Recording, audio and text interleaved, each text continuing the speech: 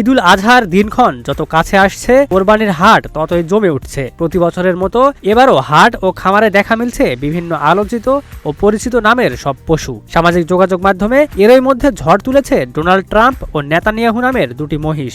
আলোচনার কেন্দ্রে থাকা এই দুই তারকা মহিষ ইতোমধ্যেই বিক্রি হয়ে গেছে বলে জানা গেছে। তবে এখানেই শেষ নয়, হাটের আলোচনায় এবার যোগ হয়েছে নতুন এক নাম। নতুন করে ভাইরাল তালিকায় উঠে এসেছে আরেকটি অদ্ভুত চেহারার মহিষ, যার নাম দেয়া হয়েছে মোদি মহিষ। খামারে থাকা এই মহিষটি তার ব্যতিক্রমী চেহারার কারণে এখন দর্শনার্থীদের মূল আকর্ষণ। বিরল সাদা আভাযুক্ত শরীর আর মুখের নিচে ঝুলে থাকা লম্বা সাদা দাড়ি দূর থেকে দেখলেই যেন আলাদা করে চোখে পড়ে। অনেকেই তো মজা করে বলছেন এটা নাকি হাটের সাধু টাইপ এক সেলিব্রিটি। স্থানীয় খামারে প্রতিদিনই ভিড় করছেন নানা শ্রেণী পেশার মানুষ। কেউ দূর থেকে দাঁড়িয়ে দেখছেন, আবার কেউ একদম কাছে গিয়ে ছবি তুলছেন, কেউ আবার ভিডিও করছেন আর ক্যাপশন লিখছেন লাইভ লেজেন্ড দেখা যাচ্ছে। খামার কর্তৃপক্ষ জানিয়েছে শুরুতে এই মহিষের কোনো নামই ছিল না, কিন্তু পরে সোশ্যাল মিডিয়ায় ছবি ভিডিও ছড়িয়ে পড়তেই শুরু হয় মজার সব আলোচনা।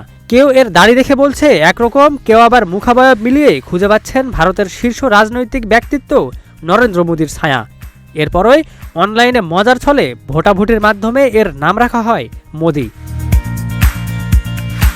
ঈদুল আজহাকে সামনে রেখে এমন ভিন্নধর্মী নামের পশু নিয়ে মানুষের আগ্রহ দিন দিন বাড়ছে বলেই মনে করছেন খামারিরা। তাদের ভাষায় আগে যেখানে আলোচনা হতো শুধু দাম আর ওজন নিয়ে, সেখানে এখন যোগ হয়েছে ভাইরাল ফ্যাক্টর। সব মিলিয়ে ঈদের আগে পশু নিয়ে এই ভিন্নধর্মী নামকরণ আর অদ্ভুত চেহারার গল্পগুলো এখন শুধু হাটের ভেতরেই না, পুরো এলাকায় তৈরি করেছে এক আলাদা ধরনের উৎসবমুখর ভাইরাল আমেজ।